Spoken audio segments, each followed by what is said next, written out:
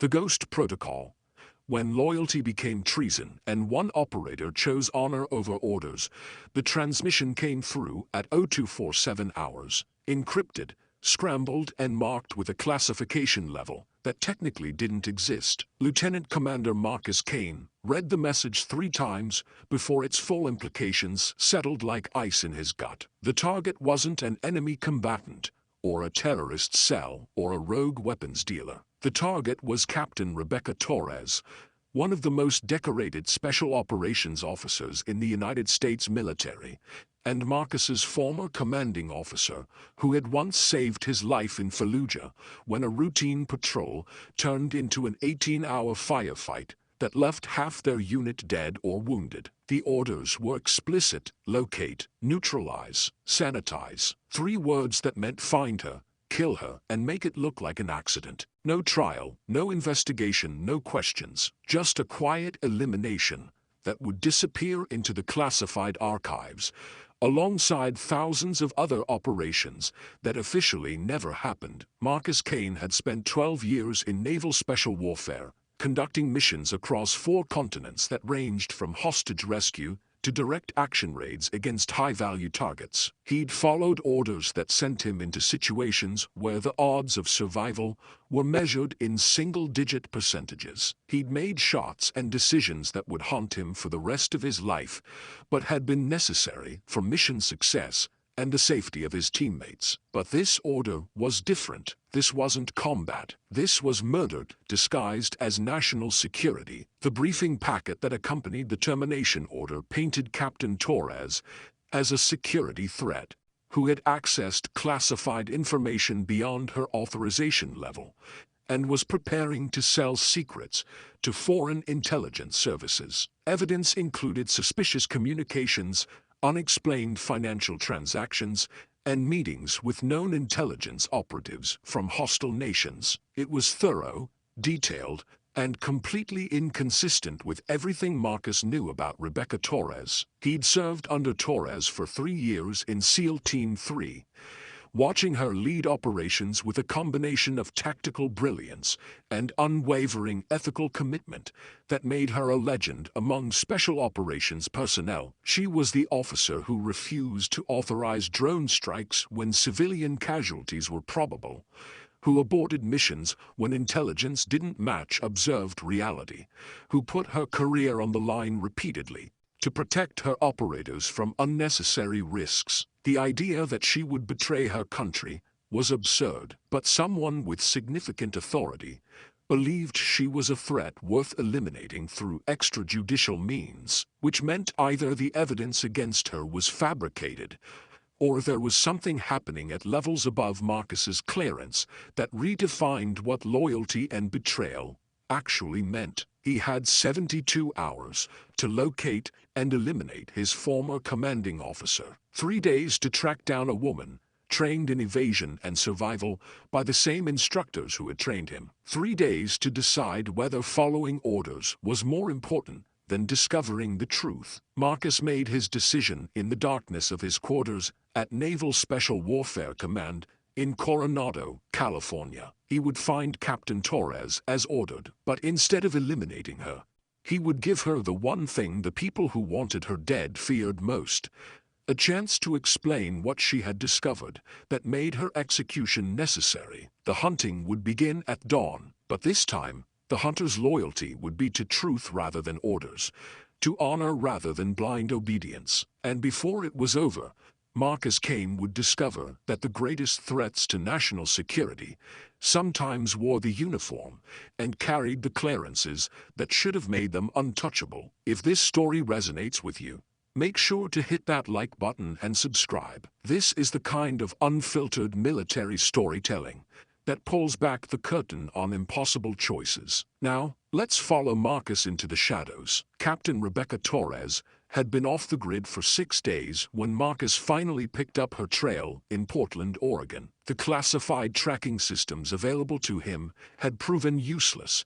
She knew all the standard surveillance techniques, all the patterns that intelligence analysts looked for, All the mistakes that made operators visible to the vast monitoring infrastructure of American intelligence services. But Marcus had one advantage that the people who issued the termination order didn't know about. He and Torres had served together long enough that they developed shorthand communications, inside jokes, and operational signals that existed nowhere in official records. Little details that only someone who had shared hundreds of hours in hostile territory would recognize. The breakthrough came from a routine purchase at a military surplus store in Portland's industrial district. A woman matching Torres's general description had bought specific items: a particular brand of water purification tablets, a distinctive compass model, and paracord in a color that wasn't standard military issue but was exactly what Torres always preferred, because she was mildly colorblind and found it easier to see in low light conditions. The store owner remembered her because she'd paid cash and asked about hiking trails in the Columbia River Gorge with the kind of detailed questions that suggested genuine outdoor experience rather than casual tourism. Marcus studied topographic maps of the gorge area, looking for locations that matched Torres's operational preferences. She favored elevated positions with multiple escape routes, natural concealment, and proximity to water sources. After eliminating the obvious tourist destinations and the areas with heavy seasonal traffic, he identified 3 possible locations where someone with Torres's training might establish a temporary base. He chose not to bring backup. The termination order had been issued through channels that bypassed normal JSOC protocols, which meant someone high up wanted Torres eliminated without leaving traces or witnesses. Bringing other operators would just put more people at risk and possibly tip off whoever was orchestrating this operation. The Columbia River Gorge in late autumn was beautiful and treacherous. Steep cliffs dropped hundreds of feet to the river below. Dense forest provided cover but made navigation challenging, and early winter weather could shift from clear skies to freezing rain in minutes. Marcus moved through the terrain with the practiced efficiency of someone who had spent years operating in hostile environments. His gear was minimal: a sidearm knife, basic survival equipment, encrypted communication device, and a small camera to document whatever he discovered. The first 2 locations proved empty, no signs of recent human presence beyond the occasional hiker or photographer. But the 3rd location, an abandoned fire lookout tower on a remote peak accessible only by a poorly maintained trail, showed subtle indicators that made Marcus's instincts trigger. Fresh disturbance in the soil near the base of the tower, a branch broken at head height along the approach trail, and most tellingly, a small cairn of stones arranged in a pattern that Marcus recognized immediately. It was a signal Torres used to mark safe routes during their operations in Afghanistan. A personal shorthand that appeared in no training manual. She knew he was coming. She'd been expecting someone to track her and had left a message specifically for him. Marcus approached the tower with extreme caution, weapons ready but not aimed. If Torres wanted him dead, he would already be dead. She had every advantage: elevated position, familiarity with the terrain, advance warning of his approach. "I'm alone," he called out when he reached the base of the tower. "No backup, no surveillance team. I just want to talk." Silence. Then a voice from above, calm but carrying an edge of controlled tension. "Show me your hands, Marcus." Slowly, he complied, raising both hands where she could see them clearly. "I'm armed, but I'm not here to follow the termination order. I'm here because none of this makes sense." More silence. Then "Climb up. Keep your hands visible. Any sudden movements and I will put you down, former commanding officer or not." Marcus ascended the tower's external ladder, keeping his movements slow and deliberate. At the top, he found Torres positioned in the corner of the small observation room, a rifle covering his approach, but not directly aimed at him. She looked thinner than he remembered, with the hardened appearance of someone operating under sustained stress. But her eyes were clear and focused. "They sent you to kill me," she stated flatly. "Why didn't you?" "Because the evidence they provided doesn't match the person I know," Marcus replied honestly. Because someone with your record doesn't suddenly become a traitor, and because if they wanted you dead this badly without a trial or investigation, you must know something that terrifies them. Torres studied him for a long moment, making calculations only she understood. Finally, she lowered the rifle slightly. How much time before they send someone else? Unknown. The order gave me 72 hours. But if I don't report progress, they might accelerate the timeline. Then we don't have much time. Torres moved to a small backpack in the corner and withdrew a portable hard drive. Everything I discovered is on here. Financial transactions, communications, operational orders. A network of senior military and intelligence officials who have been using classified operations for personal profit and political manipulation. She handed him the drive. 3 months ago, I was assigned to audit a series of black budget programs that showed unusual spending patterns. What I found was systematic diversion of resources, classified technology being sold to private contractors, and operations being compromised deliberately to eliminate personnel who asked too many questions. Marcus felt his blood run cold. How high does this go? All the way to the Joint Chiefs level. Maybe higher. Torres's voice was steady, despite the magnitude of what she was describing. They've built a parallel structure inside the military and intelligence communities, using legitimate operations as cover for activities that serve their interests rather than national security. And they ordered your termination because you discovered it. I'm not the first, Torres said grimly. Over the past 5 years, at least 7 other officers conducting similar audits or investigations have died in training accidents, combat operations, or unexplained incidents. All classified, all explained away, all eliminating people who got too close to the truth. Marcus processed this information with tactical precision. Why didn't you go public? Contact media, congressional oversight, something? Because they control the oversight mechanisms, Torres replied. The congressional committees that should provide checks and balances, compromised. The inspector generals, who should investigate, either part of the network or neutralized. The journalists, who should expose it, either intimidated or fed disinformation that discredits anyone who speaks out. She gestured to the hard drive in Marcus's hands. That contains the evidence, but it needs to be delivered to specific people I've identified who are still outside the network's control. Federal prosecutors, independent journalists, international oversight bodies, all simultaneously, so it can't be suppressed. And you need me to do it because you can't move without being tracked, Marcus concluded. More than that, I need you to decide whether you believe what I'm telling you, whether you're willing to risk everything by helping expose this conspiracy, because once you cross that line, there's no going back. You'll become a target, just like me. Marcus looked down at the hard drive, weighing the implications. His entire career had been built on following orders, trusting that the people above him in the chain of command were acting in America's best interests. This revelation meant that trust had been fundamentally misplaced,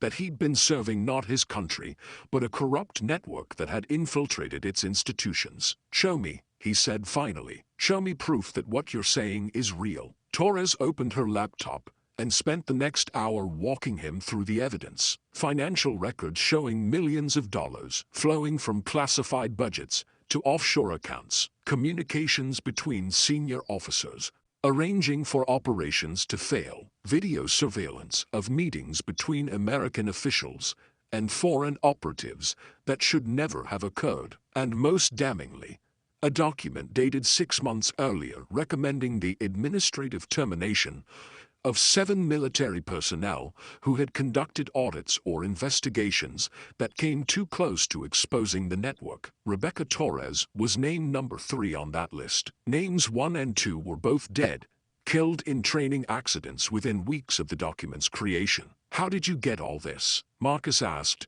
his mind reeling from the scope of the conspiracy. I'm good at my job, Torres replied simply. They underestimated how much an audit investigation could uncover when conducted by someone who knows how to follow financial trails and recognize operational patterns. By the time they realized I'd found something substantial, I'd already copied everything and gone dark. Marcus stood and moved to the tower window, looking out at the forest spreading below them. His world had fundamentally shifted in the past hour. Everything he'd believed about honor, duty, and the integrity of the institutions he served had been called into question. Don't forget to like this video and drop a comment about what you would do in Marcus's position. Your engagement helps this story reach people who need to hear it. Now back to the impossible choice. What do you need from me? He asked, turning back to Torres. Time and access, she replied. The network knows you were sent to terminate me. If you report mission failure,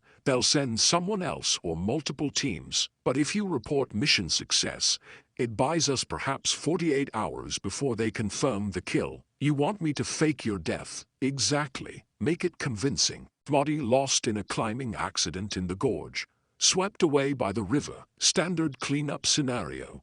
For an operator trying to evade capture, they'll want physical confirmation.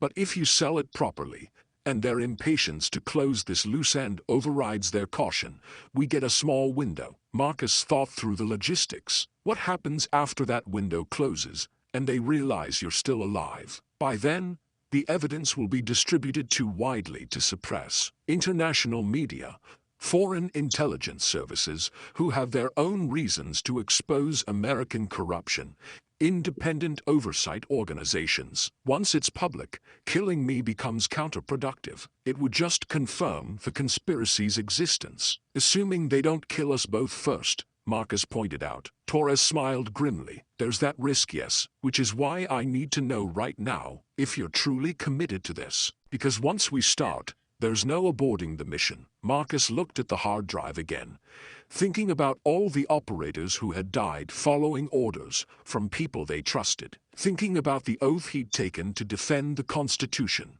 against all enemies, foreign and domestic, thinking about what honor actually meant when the chain of command itself was corrupted. I'm in, he said finally, not because I want to be, but because someone has to stand up when the system is broken. My father was Army, 30 years of service. He taught me that duty means doing what's right, not just what you're told. Torres nodded, respect visible in her eyes. Then here's what we do. They spent the next 6 hours planning every detail of the operation. Marcus would stage an elaborate scene in the gorge, suggesting Torres had attempted to escape by climbing down a cliff face, but fell, her body swept away by the river's strong current. He would document it thoroughly, with photographs and physical evidence that would satisfy even suspicious investigators. Meanwhile, Torres would move to a safe house she'd established outside Seattle, a property rented under a false identity, with no connections to her real name or history. From there, she would coordinate the evidence distribution, while Marcus provided cover by maintaining communication with his handlers and selling the story of her death. The risks were enormous. If the network suspected the death was faked, they would intensify their search and likely kill both of them. If the evidence distribution failed or was intercepted, Torres's survival would be meaningless. And if Marcus's deception was discovered before the evidence went public, he would face court-martial at minimum, execution at worst. But the alternative, following the termination order and killing an innocent officer to protect corrupt officials, was morally impossible. As dawn broke over the Columbia River Gorge, Marcus prepared to descend the tower and begin implementing their plan. Torres stopped him with a hand on his shoulder. Why did you really come here, Marcus? You could have followed the order, collected your paycheck, and never questioned the narrative they provided. Marcus thought about that question seriously. Because you taught me something in Fallujah that I've never forgotten. You remember that firefight when we were pinned down for 18 hours? Command wanted us to call in an airstrike on the building across from us, even though we had reports of civilians sheltering there. Torres nodded slowly. I refused the order, insisted on visual confirmation first. You risked a court-martial to protect people who weren't even American citizens. Marcus continued. When I asked you why afterward, You said that honor means making the hard choice, even when it costs you everything. That we don't serve orders, we serve principles. He met her gaze directly. That lesson stuck with me. So when I got orders to kill you, without trial or investigation, I remembered what you taught me about the difference between obedience and honor. Torres's expression softened slightly. That philosophy almost got me killed several times during my career. It probably will, eventually. Maybe, Marcus agreed, but at least when that happens, it'll be because you stood for something that mattered. That's worth more than dying of old age having compromised everything you believed in. They shook hands, the gesture carrying more weight than any words. Then, Marcus descended into the pre-dawn darkness to stage a death scene, convincing enough to fool the people who wanted Torres eliminated. While Torres prepared to expose a conspiracy that reached into the highest levels of American military and intelligence leadership, the next 48 hours would determine whether their gambit succeeded, or whether they both became casualties in a shadow war, being fought inside the very institutions sworn to protect American democracy. The Columbia River was freezing in November, its current swift enough to be dangerous, even for experienced swimmers. Marcus stood on the cliff edge where Torres had supposedly fallen, staging the scene with meticulous attention to detail that would survive forensic investigation. He placed disturbed soil at the cliff edge, suggesting someone had tried to catch themselves while falling. Scattered personal effects, a distinctive watch Torres had worn, damaged by impact, blood evidence from a source Torres had provided, strategically placed on rocks to suggest injury during the fall, and most convincingly, a broken climbing anchor that had supposedly failed under Torres's weight. The photographs he took were comprehensive, showing the scene from multiple angles with geographical markers that would allow investigators to locate and verify the location. He documented everything with the thoroughness expected of a special operations professional conducting post-mission analysis. Then he made the call to his handler, a colonel whose name he knew only through his classified communications protocol. Target located and neutralized, Marcus reported, keeping his voice professionally neutral. Attempting evasion when confronted. Chose high-risk escape route over a cliff face. Equipment failure resulted in fatal fall. Body swept away by river current. Scene documented per protocol. There was a pause on the other end. Visual confirmation of termination negative. River current too strong for safe recovery at this location. However, injury patterns and equipment failure makes survival probability negligible. I've documented the scene thoroughly. Forensic team can verify. Another pause, longer this time. Marcus could almost hear the calculations being made on the other end. Sending a forensic team would confirm the kill, but also create more witnesses and documentation. Accepting his report at face value would be faster and leave fewer traces. Understood.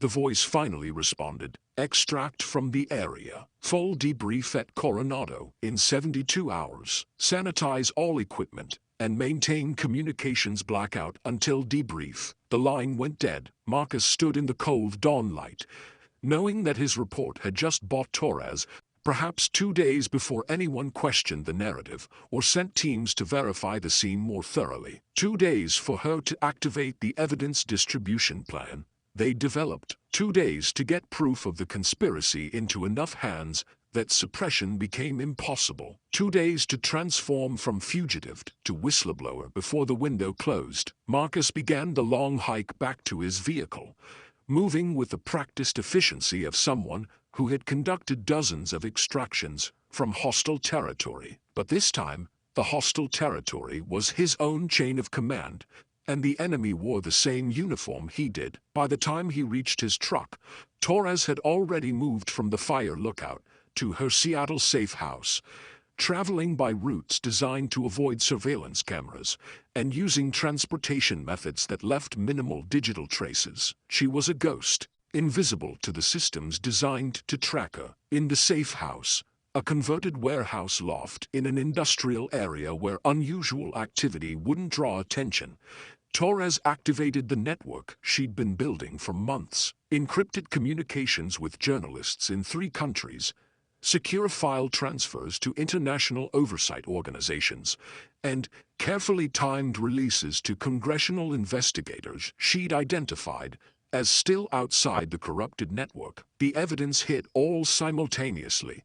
At 1400 hours Pacific time, financial documents showing millions diverted from classified programs, communications between senior officials, arranging operational failures, video surveillance of meetings that should never have occurred, and most damningly, the list of 7 officers recommended for administrative termination, with notes beside each name indicating missions or accidents that had resulted in their deaths. The response was immediate and explosive. Within 2 hours, 3 major news organizations had published preliminary reports based on the leaked documents. Within 4 hours, the FBI had initiated investigations into financial improprieties at the Pentagon. Within 6 hours, 2 members of the Joint Chiefs had announced sudden retirements for unspecified personal reasons. The network was scrambling to contain the damage, but Torres had planned her distribution strategy specifically to prevent containment. She hadn't just sent the evidence to American authorities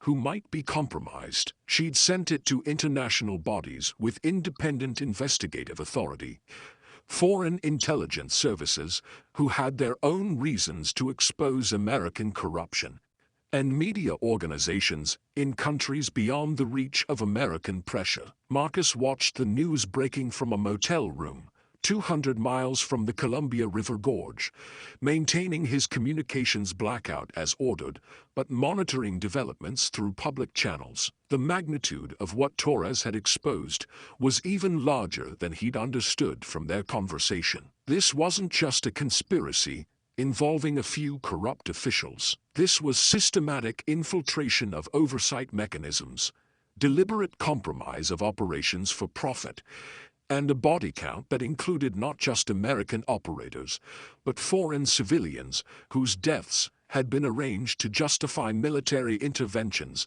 that served the network's interests rather than national security. His phone buzzed with an encrypted message from Torres.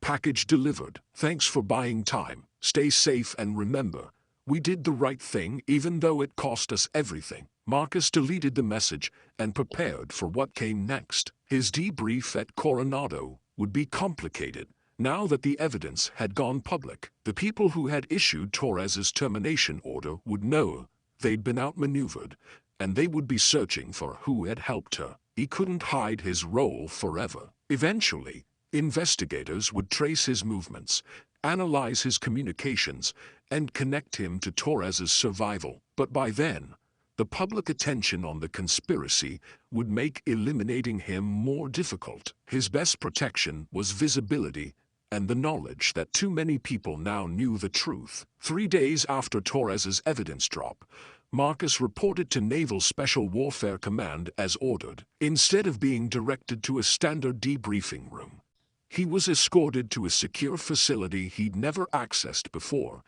deep in a section of the base most personnel didn't know existed. The interrogation that followed lasted 14 hours. They wanted to know everything: how he'd tracked Torres, what conversations they'd had, what evidence she'd shown him, and most importantly, why he hadn't completed the termination order when he had the opportunity. Marcus answered with careful honesty, acknowledging that he'd located Torres, but claiming she'd convinced him the charges against her were fabricated before supposedly choosing death over capture. He described her fall from the cliff with enough detail to be convincing, but not so much specificity that it could be easily disproven. The interrogators didn't believe him. That much was obvious from their questions and the tone of their inquiries. But the public attention on the conspiracy now made it difficult to simply eliminate him. His death or disappearance would raise too many questions,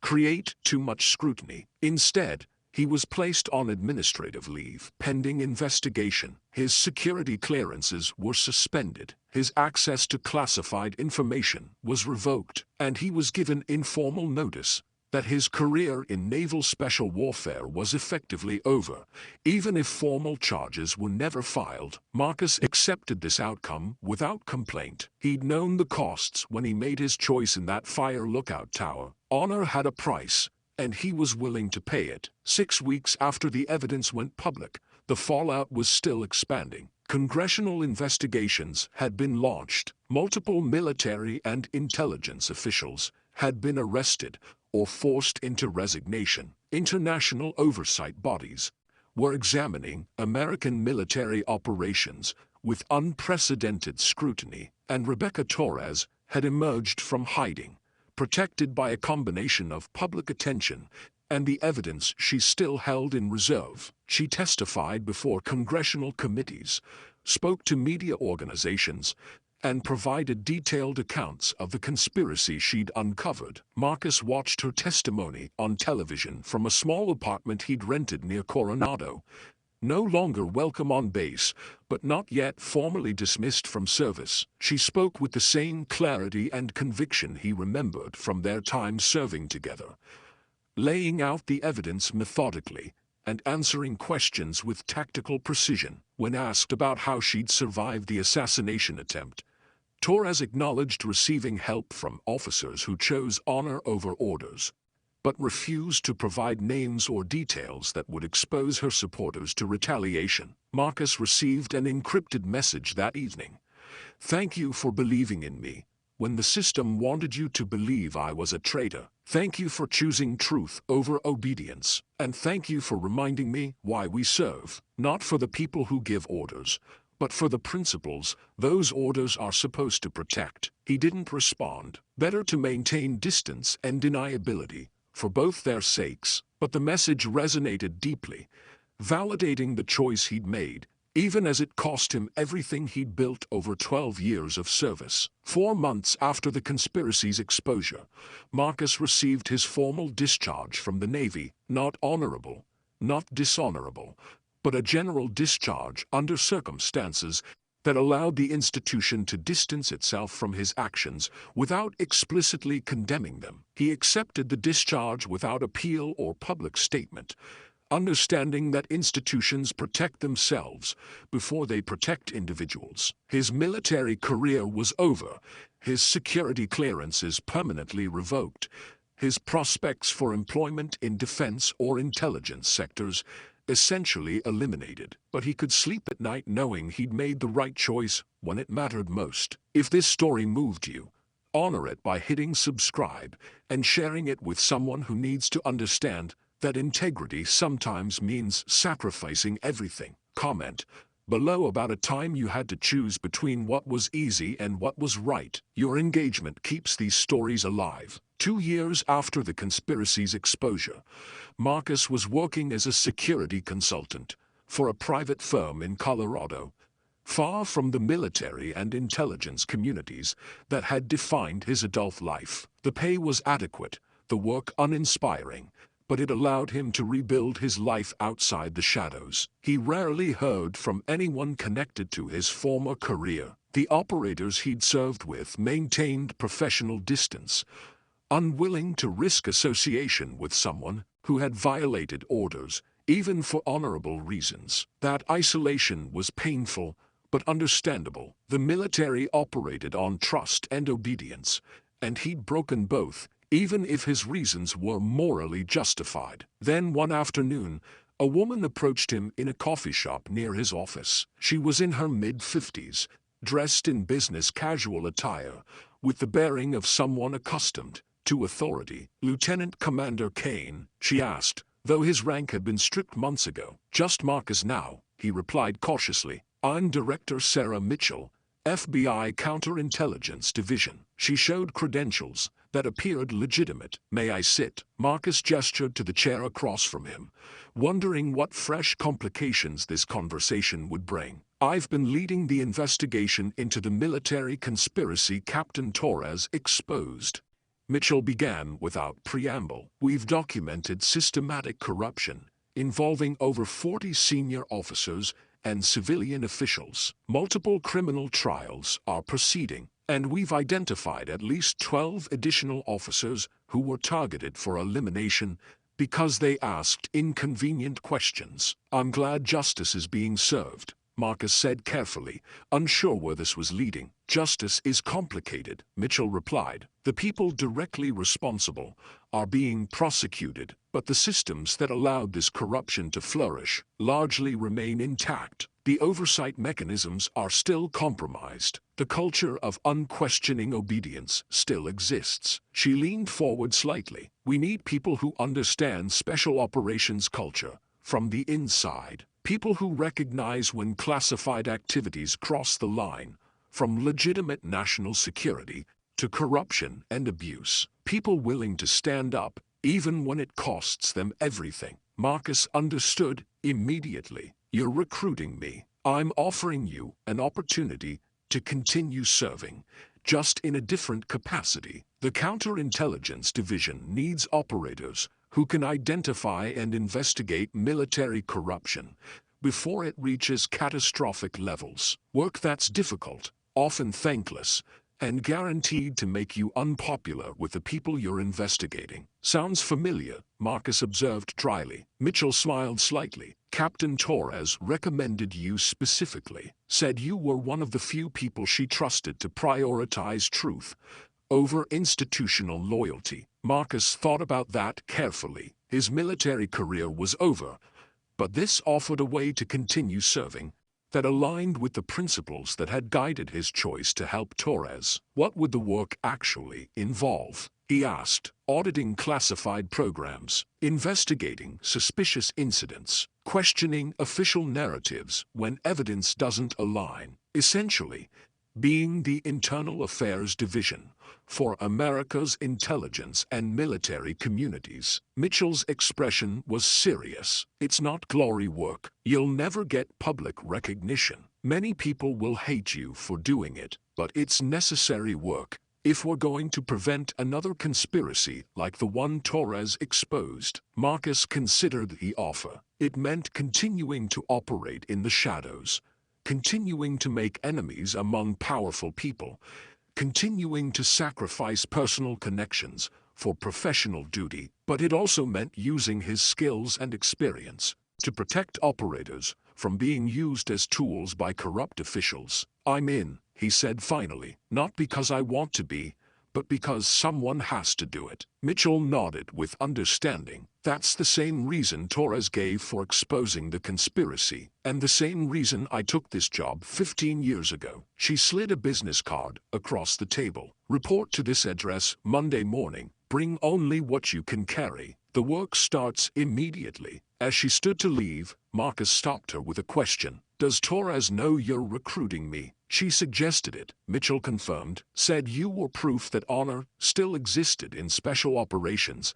even when the system tried to corrupt it. 3 years after his career in naval special warfare ended, Marcus Kane found himself conducting the kind of work that made him simultaneously essential and despised. He investigated suspicious training accidents that might be cover for eliminations. He audited black-budget programs for evidence of diversion. He questioned operational decisions that seemed designed to benefit private interests rather than national security. The work was dangerous in ways different from direct combat. He faced institutional resistance, bureaucratic sabotage, and occasional threats from people who didn't appreciate their activities being scrutinized. But it was important work, necessary work, the kind of service that protected the integrity of institutions, even when those institutions resisted being protected. He maintained occasional contact with Torres, who had transitioned to a position with an international oversight organization,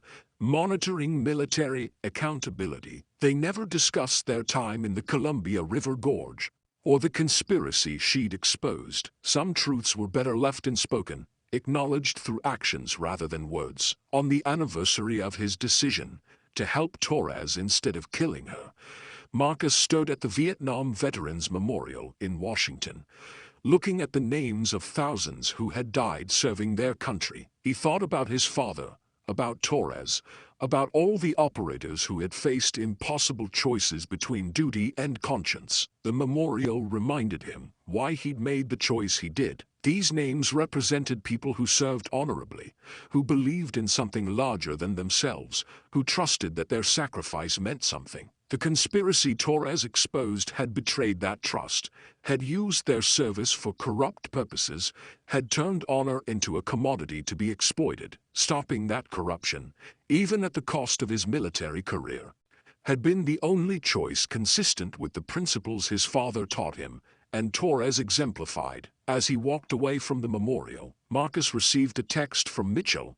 New case, suspicious circumstances surrounding SEAL Team 2 training incident, possible elimination, disguised as accident, need your assessment. He deleted the message and headed toward his car, already mentally preparing for another investigation into whether American operators were being killed by enemies, foreign or domestic. The work was endless. The opposition was formidable. The rewards were minimal. But someone had to stand between corruption and the operators who deserved to serve honorably. Someone had to ask the hard questions when institutions preferred comfortable lies. Marcus Kane had learned in that fire lookout tower that honor meant choosing truth over obedience, conscience over orders, principle over institutional loyalty. That lesson had cost him everything he'd built, over 12 years of military service, but it had given him something more valuable, the certainty that when the moment came and he faced an impossible choice, he had chosen correctly, that his father would be proud, that Torres's trust had been justified, that some principles were worth any sacrifice. Here's what I learned from Marcus Kane's story.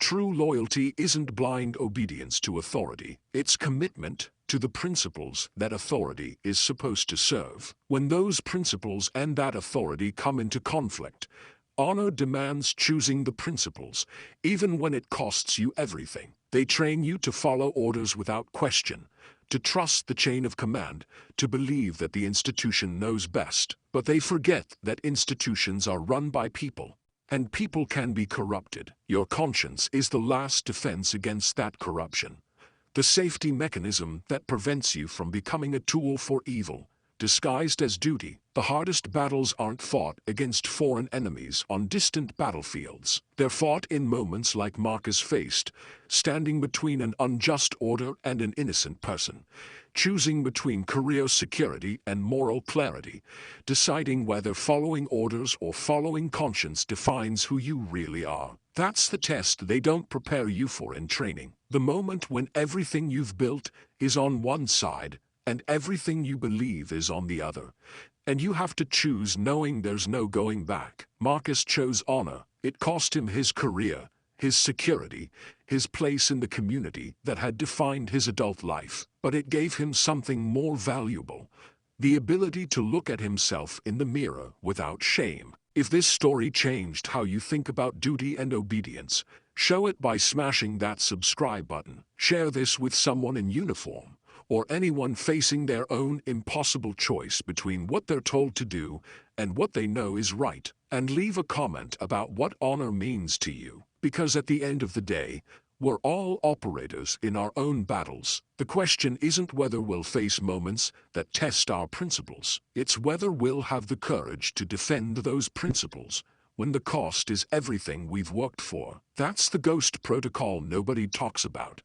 The unwritten understanding that sometimes honor means becoming invisible to the institution you serve, sacrificing your place in the system to protect the values that system claims to represent. Marcus Kane disappeared into that shadow service, not because he wanted glory or recognition, but because someone had to stand watch over the watchers, to question the orders that came from the top, to remember that duty to country means duty to truth even when truth is dangerous. That's the real special operation, choosing conscience over comfort, principle over position, honor over everything. Mission first, but only when the mission is worthy of the sacrifice.